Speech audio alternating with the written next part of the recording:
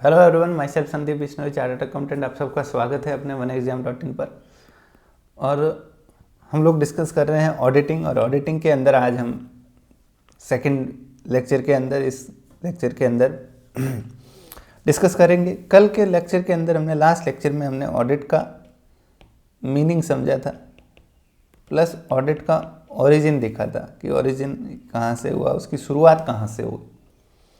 तो छोटी छोटी सी बातें थी, वो हमने इंट्रोडक्टरी शुरू की, प्लस जो ऑडिटिंग का प्रोसेस है उसको हमने समझने की कोशिश की थी कि किस तरीके से ऑडिटर जो है, एक ऑडिट फर्म या ऑडिटर अलग अलग लोगों की नीड को पूरी करता है। जैसे जो ओनर होते हैं वो चाहते हैं कि हमारे बिजनेस के अंदर कोई फ्रॉड ना हो, कोई घोटाला ना हो। मैनेजमेंट चाहता है कि हमारे जो एम्प्लॉयज़ है वो कोई फ्रॉड ना करे, हिसाब किताब में गड़बड़ ना करे। ठीक है, तो इन सब पर्पज़ के लिए क्या होती है, ऑडिट होती है। आज के इस लेक्चर के अंदर हम लोग डिस्कस करेंगे ऑब्जेक्टिव्स ऑफ ऑडिटिंग। ऑडिट के उद्देश्य या लक्ष्य क्या है, किस लक्ष्य के साथ ऑडिट की जाती है, क्या ऑब्जेक्टिव होते हैं। देखिए, कोई भी काम हो उस काम का क्या होता है, एक ऑब्जेक्टिव होता है, एक लक्ष्य होता है, एक टारगेट होता है कि ये काम अपन क्यों कर रहे हैं, उसका एक पर्पज़ होता है। बिना पर्पज़ के कोई काम नहीं होता। ऑडिटिंग क्यों आखिर कंपलसरी किया गया, क्यों दुनिया के अंदर ये कॉन्सेप्ट आया ऑडिटिंग का, तो इसका पर्पज़ क्या है, इसके ऑब्जेक्टिव्स क्या है। Very important from the exam point of view. सुनिएगा ध्यान से, इस चीज़ के ऊपर प्रश्न पूछे गए हैं। इवन जो असिस्टेंट प्रोफेसर का एग्जाम था उसके अंदर हूबहू इसी तरह का क्वेश्चन आया था कि ऑडिटर का प्राइमरी ऑब्जेक्टिव क्या होता है। और आप यकीन मानिए बहुत बहुत लोग गलत करके आए। सिर्फ किस वजह से, क्योंकि यहाँ पे कन्फ्यूजन होता है कि जैसे सुनिएगा, पहला ऑब्जेक्टिव मैं कहूँ ऑडिटर का है क्या देना, रिपोर्ट देना। पहला काम, मेन काम यही है कि उसको क्या करना, जो काम उसने किया उसके ऊपर उसको क्या देना है, रिपोर्ट देनी है। और रिपोर्ट में वो क्या देगा कि भाई फाइनेंशियल स्टेटमेंट जो है वो ट्रू एंड फेयर व्यू दे रहे हैं या नहीं दे रहे हैं। ये हमने लास्ट लेक्चर में देखा था। ट्रू एंड फेयर व्यू क्या होता है, truthfully recorded and Fairlie presented, कि सही सही तो उनको रिकॉर्ड किया गया और उनको फेयरली मतलब सही तरीके से प्रेजेंट किया गया है। ठीक है, प्रेजेंटेशन में भी कोई फ्रॉड, कोई मैनिपुलेशन नहीं हुआ है। दूसरा काम ऑडिटर का ऑब्जेक्टिव, डिटेक्शन यानी ढूंढना, प्रिवेंशन यानी रोकना। ढूंढना और रोकना किसको, फ्रॉड और एरर को। फाइनेंशियल स्टेटमेंट में जितने भी फ्रॉड और एरर्स है, मतलब जितने भी कपट है, एक तरीके से फ्रॉड का मतलब कपट होता है, मतलब जानबूझ के की गई गलती। एरर का मतलब होता है बाय मिस्टेक जो हो जाती है, जो जानबूझ के नहीं की जाती। तो ये जो दूसरा ऑब्जेक्टिव है, बताओ क्या ऑडिटर को ये भी देखना होगा कि जो फाइनेंशियल स्टेटमेंट है, जिसमें P&L है, जिसमें बैलेंस शीट है, जिसमें कैश फ्लो है, क्या उसमें कोई फ्रॉड और एरर तो नहीं है। अगर है तो उसको ढूंढना ताकि दोबारा से ना हो, उसे रोकना। ओके, तीसरा काम to check internal controls. Internal controls को चेक करना। इंटरनल कंट्रोल्स क्या होते हैं, अभी हम आएंगे इसके ऊपर। यूं समझ लीजिए आप कि देखिए, ये तो ऑडिटर है,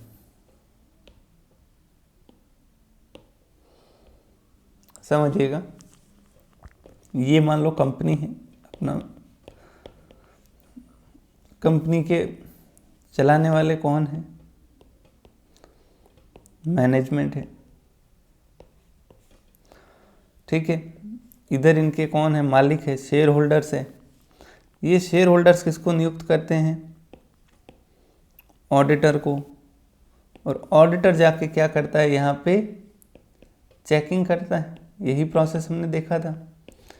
अब ऑडिटर आएगा, कोई बाहरी व्यक्ति, वो चेकिंग करेगा, इस तरीके से तो काम नहीं चलना है। तो जो कंपनी का मैनेजमेंट है वो भी तो ये चाहेगा कि कि भाई इसके नीचे के जितने भी एम्प्लॉयज़ हैं, जो हजारों लाखों कितने भी हो सकते हैं, ये एम्प्लॉयज़ क्या ना करे, कोई फ्रॉड ना करे, कोई गलती ना करे, एरर ना करे। तो जो मैनेजमेंट ये चाहता है कि हमारे जो एम्प्लॉयज़ है वो ही गड़बड़ ना करे, हम उससे यहीं पे रोक दें होने से ही। तो मैनेजमेंट क्या करता है, कुछ कंट्रोल लगाता है। कंट्रोल का मतलब नियंत्रण लगाता है। फॉर एग्जाम्पल सीसीटीवी कैमरा लगा दिया, आते जाते उनके बैग की चेकिंग कर ली कि भाई कोई सामान बाहर तो नहीं लेके जा रहा है। एग्जाम्पल ले रहा हूँ मैं, है ना। किसी ने एंट्री की बुक्स के अंदर, उसको कोई दूसरा आदमी क्या कर रहा है, वेरीफाई कर रहा है।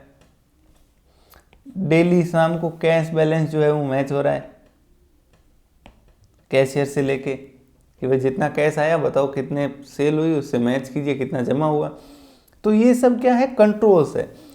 तो मैनेजमेंट द्वारा लगाए गए इन कंट्रोल्स को क्या कहते हैं, इंटरनल कंट्रोल। मतलब मैनेजमेंट के आंतरिक कंट्रोल, इंटरनल नियंत्रण। ओके, क्यों लगाता है मैनेजमेंट, ताकि ये फ्रॉड और एरर को क्या किया जा सके, रोका जा सके। तो क्या ये जो ऑडिटर हैं इसको ये नहीं देखने इंटरनल कंट्रोल्स कि भाई कहीं कंट्रोल्स कमज़ोर तो नहीं है। कमज़ोर नहीं है मतलब अच्छे हैं कंट्रोल, अगर मजबूत है तो इसका मतलब फ्रॉड और एरर नहीं होंगे। अगर कंट्रोल कमज़ोर है मतलब हो सकते हैं। तो क्या ऑडिटर को ये भी देखना है। तो मैंने नेक्स्ट ऑब्जेक्टिव ये लिखा, बताओ इसमें ऑडिटर का ऑब्जेक्टिव कौन सा है। ऑडिटर का काम कौन सा है, ट्रू एंड फेयर व्यू देना, detection prevention of fraud and error, internal controls को चेक करना। बताइए इसमें से भी प्राइमरी ऑब्जेक्टिव कौन सा है एंड सेकेंडरी ऑब्जेक्टिव कौन सा है। प्राइमरी मतलब प्राथमिक और ये द्वितीयक, ये सेकेंडरी ऑब्जेक्टिव। तो समझे आप इंपॉर्टेंस, ऑब्जेक्टिव को जानना बहुत ज़रूरी होता है। समझे। अब आते हैं हम इसके ऊपर कि क्या है ऑब्जेक्टिव्स आखिर ऑडिटर के। दो तरह के ऑब्जेक्टिव्स दिए हुए, एक पहला प्राइमरी ऑब्जेक्टिव जैसा मैंने बताया आपको अभी, दूसरा सेकेंडरी ऑब्जेक्टिव। प्राइमरी मतलब ये तो बिल्कुल प्राथमिक, मुख्य रूप से किसके ऑब्जेक्टिव है, ऑडिटर के। मतलब ये काम तो ऑडिटर को ही करना है प्राइमरीली, ठीक है। और वो क्या है, तो देखिए टू रिपोर्ट, क्या करना, रिपोर्ट करना। किसको, ओनर्स को। क्या कि जो अकाउंट्स, फाइनेंशियल स्टेटमेंट जो है वो क्या दे रहे हैं, ट्रू एंड फेयर व्यू दे रहे हैं। क्या दे रहे हैं, ट्रू एंड फेयर व्यू। तो पहला जो प्राइमरी ऑब्जेक्टिव निकल के आता है वो क्या है। अगर आपसे पूछा जाए ऑडिटर का प्राइमरी ऑब्जेक्टिव क्या है, बताओ क्या है, टू गिव ओपिनियन, ओपिनियन देना, ट्रू एंड फेयर व्यू का, कि ट्रू एंड फेयर व्यू दे रहे हैं या नहीं दे रहे। अब एक सवाल आपके दिमाग में आना चाहिए कि ओपिनियन शब्द क्यों है। ओपिनियन का मतलब तो राय होता है। क्या ऑडिटर सिर्फ राय देता है या सर्टिफाई करता है कि भाई ये सही है या गलत है। तो मैंने आपको बताया था ऑडिटर के पास इतनी ताकत नहीं कि वो एक एक आइटम को चेक कर सके। तो वो क्या करता है, सैम्पलिंग करता है, सेलेक्टेड आइटम चेक करता है। तो वो कभी भी 100% सर्टिफाई नहीं कर सकता। तो वो सिर्फ क्या दे सकता है, एक ओपिनियन दे सकता है कि भाई हमने जितना देखा उससे हमें सब कुछ ठीक लग रहा है और ये ट्रू एंड फेयर व्यू दे रहा है।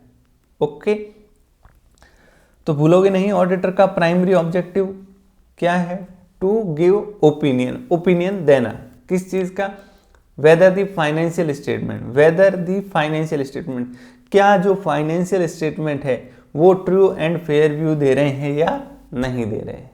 ओके, ठीक है। अब आते हैं सेकेंडरी ऑब्जेक्टिव के ऊपर। सेकेंडरी का मतलब समझिएगा, ऑडिटर का जो मेन ऑब्जेक्टिव है, प्राइमरी ऑब्जेक्टिव है, मुख्य जो ऑब्जेक्टिव है, उसको पूरा करते हुए वो ऑब्जेक्टिव तो अचीव करना पड़ेगा, इस लक्ष्य को तो हासिल करना पड़ेगा ऑडिटर को, मतलब ओपिनियन तो देना ही पड़ेगा। उसको पूरा करते हुए ऑडिटर क्या करता है, कुछ दूसरे काम भी करता है, कुछ दूसरे काम भी वो करता है।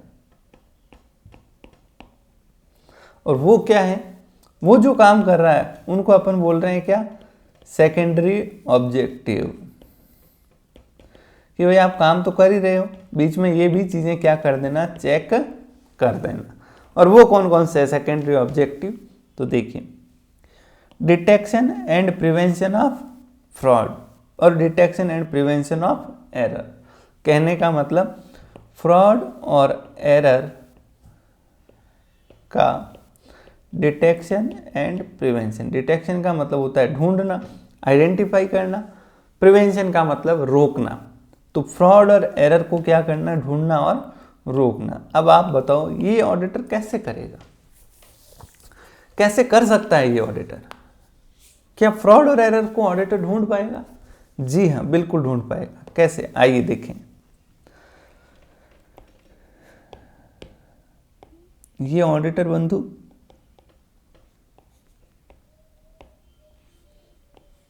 ऑडिट करने गया, ये मान लो कंपनी है जहां पे ये ऑडिट करने गया।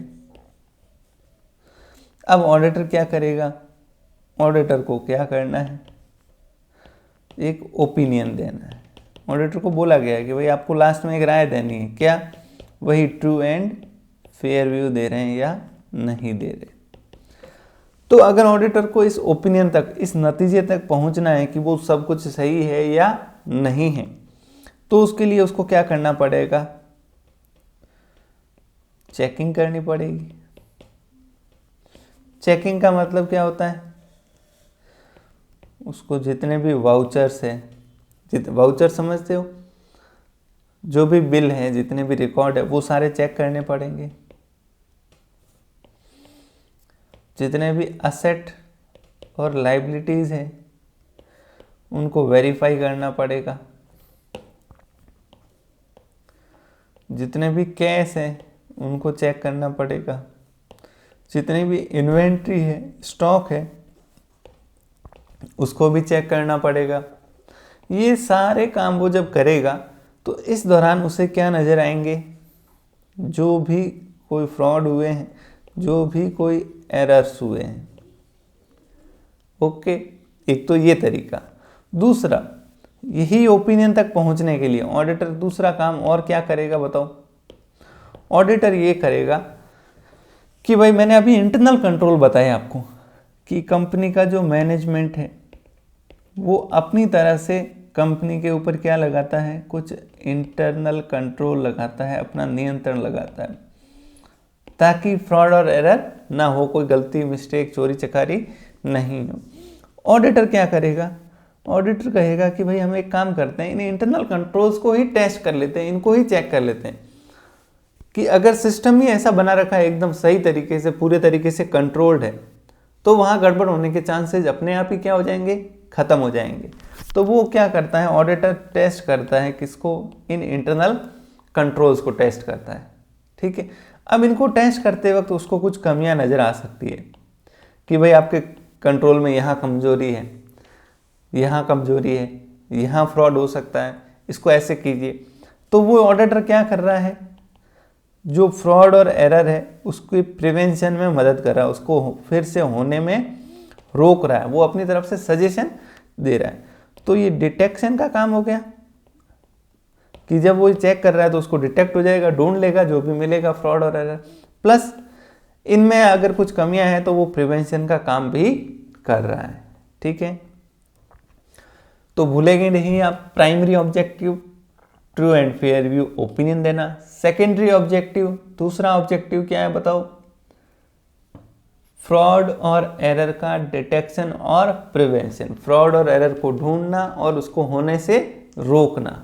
ओके, अब जो फ्रॉड है वो कई तरह के हो सकते हैं, ये एक एक्स्ट्रा बात है जो मुझे लगी आपको बतानी चाहिए। फ्रॉड भी कई तरह के हो सकते हैं। कैसे, तो देखिए ये कुछ फ्रॉड के टाइप हैं और ये कुछ एरर्स के टाइप हैं। दो शब्द है,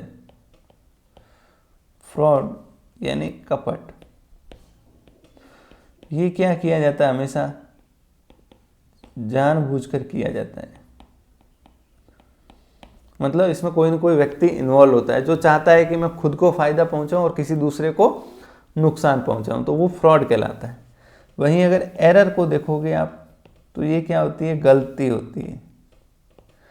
तो ये बिना इरादे के होती है, विदाउट इंटेंशन होती है। करने वाले का इरादा नहीं होता कि मैं गलती करूं, लेकिन हो जाती है। अब जो फ्रॉड है वो कई तरह के होते हैं। जैसे सबसे पहला दे रखा है miss appropriation of cash. Cash को ही मिस अप्रोप्रिएट कर देना, चोरी कर देना। कैसे, आइए समझे।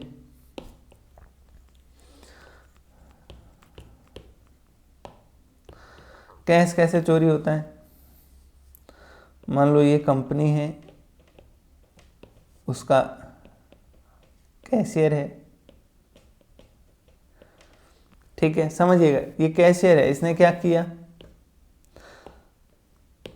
इसने दिन भर जितना भी कैश आया वो सारा कैश क्या किया, अपने पास जमा किया। ओके, ये जो जमा हुआ कैश है उसने क्या किया, एक फर्जी रसीद बनाई, किसकी, पेमेंट की, कि हमने किसी को पेमेंट किया है 10,000 रुपये की, ठीक है। और जो जमा कैश था उसमें से 10,000 अपनी जेब में डाल दिए यहाँ पे, और ये पेमेंट दिखा दिया। एक तो तरीका ये हो गया। दूसरा सुनिएगा,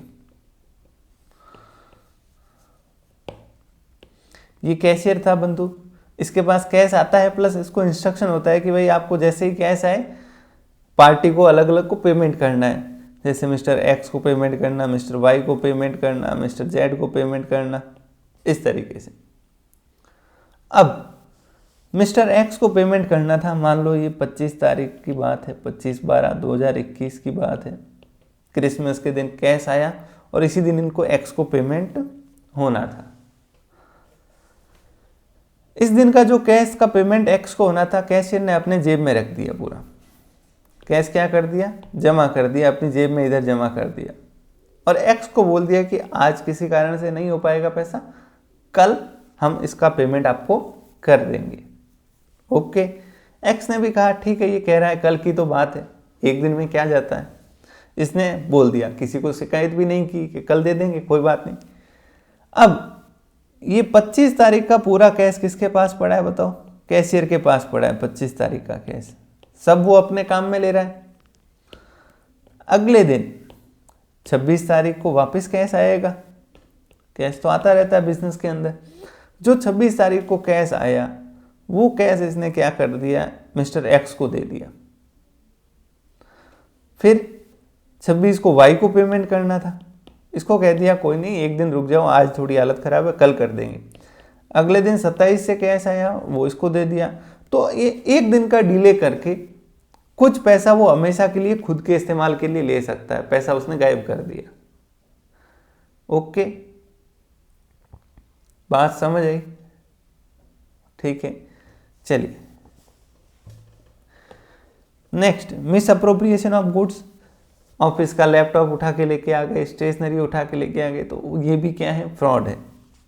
then falsification and manipulation of accounts, जो बुक्स ऑफ अकाउंट्स है उसके अंदर कोई चीज़ें गलत एंट्री करनी, उनको मैनिपुलेट करना। विंडो ड्रेसिंग, विंडो ड्रेसिंग का मतलब ये होता है कि जो एक्चुअल स्थिति है, जो एक्चुअल पोजीशन है बिजनेस की, उससे बेटर दिखाना। कुछ लोग होते हैं ना ऐसे कि जो है नहीं उससे ज़्यादा दिखाते हैं। जैसे अगर एग्जाम भी दिया है, नंबर 100 आ रहे तो वो 150 बताएंगे, ये विंडो ड्रेसिंग है और कुछ नहीं। आपकी जो एक्चुअल पोजीशन है उससे ज़्यादा बेहतर आपको बताना। इससे क्या फ़ायदा होता है बिजनेस में, तो देखिए इन्वेस्टर्स को लगता है कि प्रॉफिट कमा रही है कंपनी, बहुत ज़्यादा अच्छी कंपनी है, तो वो पैसा और डालते हैं, उनको तो पैसा लूटना होता है। फिर एक होता है तरीका सीक्रेट रिजर्व। सीक्रेट रिजर्व आप जानते ही हो, पैसा जो है वो सीक्रेटली रिजर्व के तौर में इकट्ठा करना। नेक्स्ट देखिए,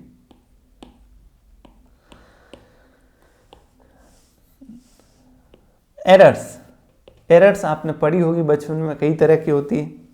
एक होती है क्लेरिकल एरर, मतलब जो क्लर्क होता है, जो काम करता है बाबू, वो उस दौरान कुछ गलतियां कर देता है। एरर ऑफ कमीशन, कमीशन का मतलब यही होता है कुछ गलत कर देना। मतलब जैसे राम के अकाउंट को डेबिट करना था, आपने उसकी जगह श्याम को अकाउंट को डेबिट कर दिया, रॉन्ग पोस्टिंग। फिर दूसरा तरीका हो गया गलत टोटलिंग कर दिया आपने, रॉन्ग कैलकुलेशन, कैलकुलेशन गलत कर दी, बैलेंसिंग गलत निकाली, जो बैलेंस निकालते हैं अकाउंट का वो गलत कर दिया, ठीक है। या फिर एक बुक से दूसरे बुक में जब बैलेंस ट्रांसफर हो रहा था उस दौरान आपने गलती कर दी। तो ये सारी गलतियां क्या होती है, एरर ऑफ कमीशन। दूसरी होती है एरर ऑफ ओमिशन, कोई एंट्री करना ही भूल गए, अपन भूल ही गए। अब उसका तो क्या हो सकता है, एक होता है कंपनसेटिंग एरर, मतलब इस तरीके से एरर कि उसका नेट रिजल्ट कुछ नहीं निकले। जैसे एक साइड आपने 10,000 ज़्यादा लिख दिए तो किसी दूसरे अकाउंट में 10,000 कम लिख दिए, तो नेट तो बैलेंस तो बराबर हो गया, उससे पता ही नहीं चलेगा। अब एक बात बताओ, ट्रायल बैलेंस कहाँ नहीं मिलेगा? वैसे तो ये अकाउंट्स का विषय है, तो ध्यान रखिएगा, जो ये कमीशनिंग एरर होता है यहाँ पे ट्रायल बैलेंस नहीं मिलता है, यहाँ मिल जाता है, यहाँ मिल जाता है। फिर एरर ऑफ डुप्लीकेशन, मतलब एक ही एंट्री दो बार होना। एरर ऑफ प्रिंसिपल, कैपिटल को रेवेन्यू दिखाना, रेवेन्यू को कैपिटल दिखाना, करंट असेट को नॉन करंट असेट दिखाना। यानी प्रिंसिपल, अकाउंटिंग के जो सिद्धांत है उसमें कुछ गलती कर देना। ओके, ठीक है। तो चलिए, ये हो गया आपका टॉपिक ऑब्जेक्टिव्स ऑफ ऑडिटिंग। मैं दोबारा से एक बार बता देता हूं आपको।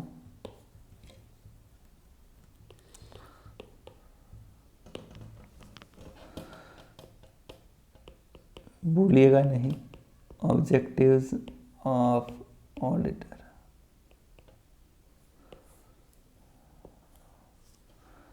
पहले हम लिखेंगे प्राइमरी ऑब्जेक्टिव, फिर लिखेंगे सेकेंडरी ऑब्जेक्टिव,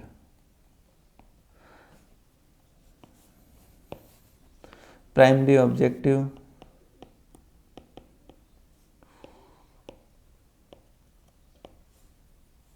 रिपोर्ट देना, जिसमें क्या होगा आपका ओपिनियन, किसके बारे में, ट्रू एंड फेयर व्यू के बारे में, ठीक है। सेकेंडरी ऑब्जेक्टिव क्या होता है बताओ, डिटेक्शन यानी रोकना, and prevention of fraud and error, इनका डिटेक्शन और प्रिवेंशन। बस छोटी सी बात है, आई होप क्लियर है।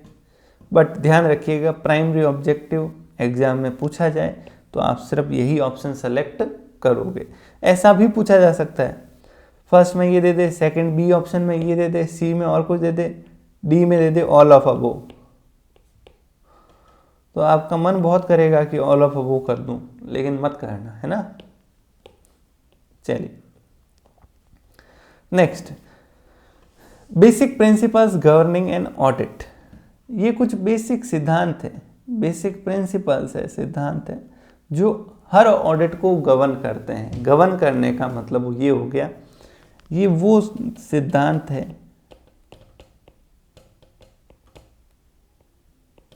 पता नहीं कैसे लिखते हैं, ये वो सिद्धांत है जो हर ऑडिट के दौरान काम आते हैं। मतलब ऑडिट इन्हीं सिद्धांतों पे चलती है, इन्हीं सिद्धांतों पे ऑडिट होती है। आप कहोगे ऐसे कौन से सिद्धांत हैं? आइए देखिए, ये क्या है ऐसे 200, अभी आएंगे हम लोग, थोड़ा इसके ऊपर डिस्कशन आगे करेंगे। क्या होता है ये ऐसे? ऐसे का मतलब होता है स्टैंडर्ड ऑन ऑडिटिंग, ऑडिटिंग का स्टैंडर्ड। देखिए, सबसे पहले इंटीग्रिटी, ऑब्जेक्टिविटी एंड इंडिपेंडेंस। कहा गया है कि जो भाई ऑडिटर है आपका, वो खुद क्या होना चाहिए, उसकी इंटीग्रिटी यानी ईमानदारी, ऑब्जेक्टिविटी यानी निष्पक्षता, और इंडिपेंडेंस यानी उसकी आज़ादी, ये होना बहुत ज़रूरी है। दोबारा से, जो ऑडिटर है पहली चीज तो क्या, इंटीग्रिटी। क्या मतलब, ऑडिटर बिकने वाला हो गया, वहां गया, मैनेजमेंट ने कुछ पैसे दिए, उसने कहा ठीक है छोड़ो, कोई ऑडिट नहीं करेंगे, रिपोर्ट देके फ्री कर देंगे। तो ऐसा ऑडिटर नहीं होना चाहिए, उसकी इंटीग्रिटी होनी चाहिए, ठीक है, मतलब उसका ईमान होना चाहिए। दूसरा, ऑब्जेक्टिविटी। ऑब्जेक्टिविटी का मतलब कोई भेदभाव नहीं, कोई पक्षपात नहीं, निष्पक्षता से वो काम करना चाहिए। तीसरा, इंडिपेंडेंस। ये तो बहुत ज़रूरी है, इसके बिना ऑडिट हो ही नहीं सकती। मैंने आपको पहले भी बताया है कि जब तक व्यक्ति इंडिपेंडेंट नहीं होगा, मतलब जो मैनेजमेंट, जो कंपनी की मैनेजमेंट, ये कंपनी है, इसका मैनेजमेंट ये क्या कर रहा है, ऑडिटर को,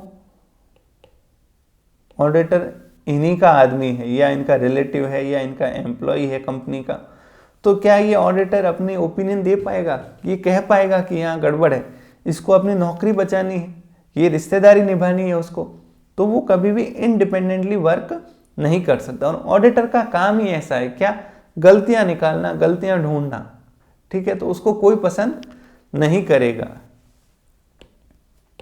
ओके, तो तीसरा प्रिंसिपल कौन सा है, इंडिपेंडेंस यानी आजादी। अगला देखिए, कॉन्फिडेंशियलिटी, मतलब ऑडिटर के पास अपना जो क्लाइंट है, जो बिजनेस है, उसकी बहुत सारी सीक्रेट इंफॉर्मेशन उसके पास आती है, क्योंकि वो चेकिंग करता है। तो ऐसा नहीं वो इंफॉर्मेशन फोटोकॉपी करके बाहर अपने कॉम्पिटिटर को, उस बिजनेस के कॉम्पिटिटर को लीक कर दे, उसको वो सीक्रेट रखने होते हैं। फिर स्किल एंड कॉम्पिटेंस, मतलब वो क्वालिफाइड होना चाहिए, प्लस उसको सफिशिएंट एक्सपीरियंस भी होना चाहिए। स्किल का मतलब यही होता है, उसको नॉलेज होना चाहिए, एंड कॉम्पिटेंट मतलब पढ़ा लिखा होना चाहिए। Then work performed by other, कई बार ऑडिटर क्या करता है, दूसरों के काम को यूज करता है। दूसरों के काम को यूज करने का मतलब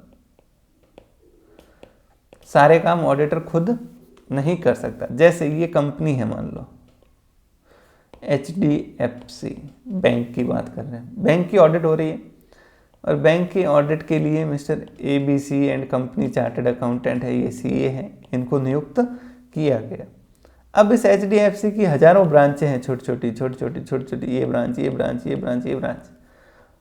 क्या ये ABC एंड कंपनी पूरे भारत की सारी ब्रांच जा जाके ऑडिट कर पाएगी? इसको सालों लग जाएंगे, कोई 10-20 साल। तो ये ABC एंड कंपनी क्या करती है, जो यहाँ का जो ब्रांच ऑडिटर होता है, कौन होता है, ब्रांच ऑडिटर, उसने जो चेकिंग की है उसकी रिपोर्ट को क्या करते हैं, वो यूज करते हैं, मतलब उसकी रिपोर्ट के ऊपर भरोसा करते हैं कि भाई ये ब्रांच है, इन्होंने चेक की है, ये भी CA है, मैं इसके ऊपर भरोसा कर रहा हूँ। तो चौथी चीज, पांचवी चीज काम आती है क्या, work performed by other. Auditor को दूसरों के काम के ऊपर भरोसा करना पड़ता है। हम क्या पढ़ रहे हैं, ये कुछ वो सिद्धांत है जो ऑडिट के दौरान काम आते हैं, जो ऑडिट के दौरान होते ही होते हैं। पहले 5 तो ऑडिटर की क्वालिटी है एक तरीके से, पहले जो 3 है, 5 नहीं, पहले जो 3 सिद्धांत है वो ऑडिटर की क्या है, क्वालिटी। ऐसे ऑडिटर में गुण होने चाहिए, मतलब वो इंटीग्रिटी होनी चाहिए, ऑब्जेक्टिविटी, इंडिपेंडेंस होनी चाहिए, कॉन्फिडेंशियलिटी और कॉम्पिटेंस होनी चाहिए। चौथा क्या कह रहा है, दूसरों के काम को इस्तेमाल करना है। 5वां डॉक्यूमेंटेशन, ये हम आगे पढ़ेंगे। ऑडिट के दौरान सबसे इंपॉर्टेंट चीज होती है डॉक्यूमेंटेशन। जो भी काम कर रहा है ऑडिटर, एक वो क्या करेगा, डॉक्यूमेंट, रिकॉर्ड्स मेंटेन करेगा। वो लिखेगा डायरी के अंदर कि हमने ये चेकिंग की, इस तरीके से सेलेक्ट किए डॉक्यूमेंट, ये डॉक्यूमेंट लिए, वो सारा बंडल बना के उसको डॉक्यूमेंटेशन बोलते हैं। आगे हम डिटेल में इस चैप्टर के ऊपर डिस्कस करेंगे। तो डॉक्यूमेंटेशन करना होता है। फिर ऑडिट को प्लानिंग के तहत करना पड़ता है। ऐसा नहीं कोई एक इंपॉर्टेंट एरिया रह गया, ऐसा नहीं टाइम से बियॉन्ड चले गए, 6 महीने में करनी थी, 2 साल लग गए। तो इन सब को करने के लिए प्रॉपर प्लानिंग होती है। फिर एविडेंस यानी सबूत, जैसे कोई क्राइम इन्वेस्टिगेशन होता है ना, जहाँ जुर्म कर दिया जाता है, फिर वहाँ सबूत इकट्ठे किए जाते हैं। तो ऑडिटर भी क्या करता है, अपना जो ओपिनियन देता है। सुनिएगा ऑडिट का प्रोसेस,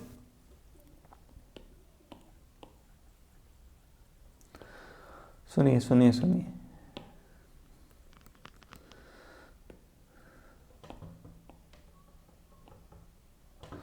ये ऑडिटर है, ये कंपनी है, और ये कंपनी के क्या है, फाइनेंशियल स्टेटमेंट, जिनकी क्या होनी है, ऑडिट होनी है। किसके द्वारा? इस ऑडिटर के द्वारा। अब ये ऑडिटर क्या करेगा? ये पहले प्लानिंग करेगा कि भाई हम ऐसे ऐसे चेक करेंगे।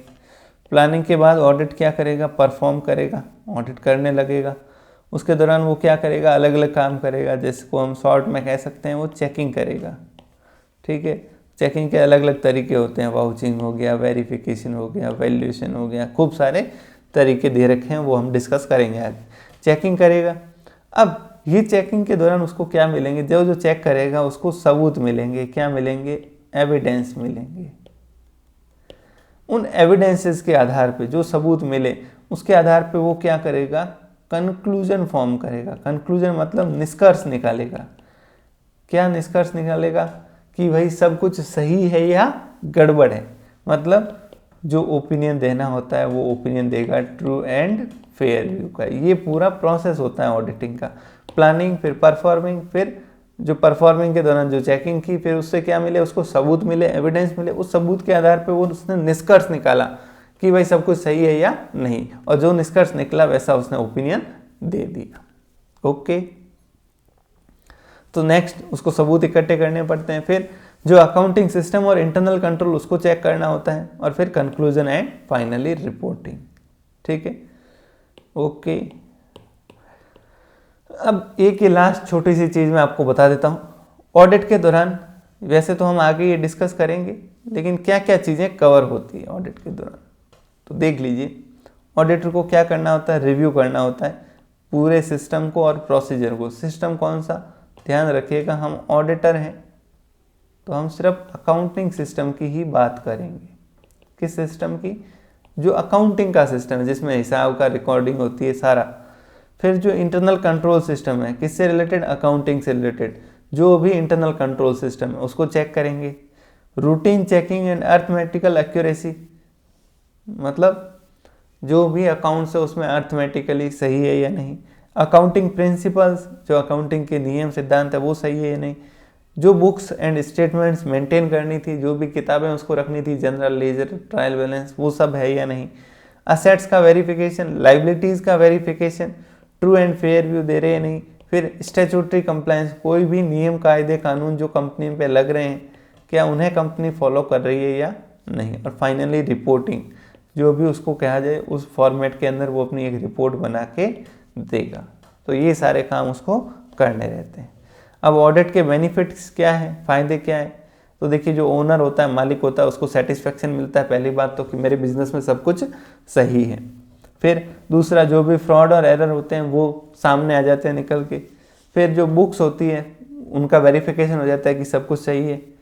ठीक है, जो एम्प्लॉयज़ होते हैं उनके ऊपर एक मॉरल चेक होता है। उनको डर रहता है कि भाई गड़बड़ नहीं करनी, गड़बड़ करेंगे तो ऑडिटर ढूंढ लेगा। जो आउटसाइडर है, जैसे क्रेडिटर हो गया जो पैसे दे रहा है, कोई बैंक हो गई, तो इनको भरोसा हो जाता है क्या कि भाई ऑडिटर ने ऑडिट किया, मतलब इस व्यापार ने जो दिखाया है, प्रॉफिट, जो असेट दिखाई है, सब कुछ सही है। ठीक है, तो जो आउटसाइडर है वो इजीली भरोसा कर देते हैं अगर लोन देना है, पैसा उधार देना है। प्लस इससे लीगल रिक्वायरमेंट की कंप्लायंस हो जाती है कि कंपनी जो है वो कोई भी नियम, कायदे, कानून नहीं तोड़ रही है। ठीक है, जितने भी लॉ और रेगुलेशन है सब फॉलो कर रही है। अदरवाइज इसके ऊपर कंपनी पे यूज पेनल्टी लग सकती है, बिजनेस बंद भी हो सकता है। तो ये भी एक काम साथ साथ में हो जाता है कि कंपनी की सारी कंप्लायंस हो जाती है। फिर जो कंपनी के इंटरनल कंट्रोल्स है वो क्या होते जाते हैं? मजबूत होते जाते हैं। जो भी कमियां होती है ऑडिटर बता देता है कि भाई यहाँ आपके कमी है, कंट्रोल और लगाइए, यहाँ और बेटर सुरक्षा लगाइए। ठीक है, और लोन वगैरह सारे मिल जाते हैं इजीली। चलिए, आई होप ये छोटा सा डिस्कशन आपको समझ आया होगा।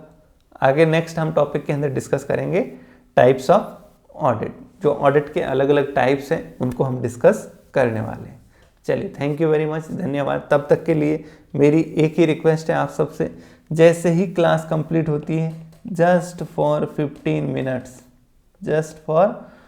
मिनट्स रिवाइज इट, उसको रिवाइज कर लीजिए। लाइफ में कभी किसी चीज़ को आपको लोड लेने की ज़रूरत नहीं पड़ेगी, किसी भी एग्जाम को आप इजीली क्रैक कर पाओगे। आजमाई हुई चीज़ है, आपको सिर्फ 15 मिनट के लिए तुरंत जैसे ही क्लास ख़त्म हुई एक बार 15 मिनट्स के अंदर क्विकली वापस से गो थ्रू कर लो, दिमाग में पिक्चर बना लो कि अच्छा यही 2 चीज़ें पढ़ी, प्राइमरी ऑब्जेक्टिव ये होता है, सेकेंडरी ऑब्जेक्टिव ये होता है, ऐसे प्राइमरी ऑब्जेक्टिव को वर्क करता है, ऐसे सेकेंडरी ऑब्जेक्टिव, ये बेसिक प्रिंसिपल्स होते हैं। अब एग्जैक्टली रट्टा नहीं लगाना, लेकिन दिमाग में एक मोटी मोटी पिक्चर आपके क्लियर होनी चाहिए। तो 10 मिनट दीजिए जैसे ही क्लास खत्म होती है, और ये रेगुलर दीजिए, एक भी दिन मिस मत कीजिए। 10 नहीं दे सकते तो सिर्फ 5 मिनट ही दे दीजिए, पर जैसे ही क्लास खत्म हुई अगले आधे 1 घंटे में एक बार तुरंत से दिमाग में उसकी पिक्चर बना लीजिए। सिर्फ 5 मिनट मांग रहा हूँ मैं आपसे। चलिए, थैंक यू वेरी मच, धन्यवाद।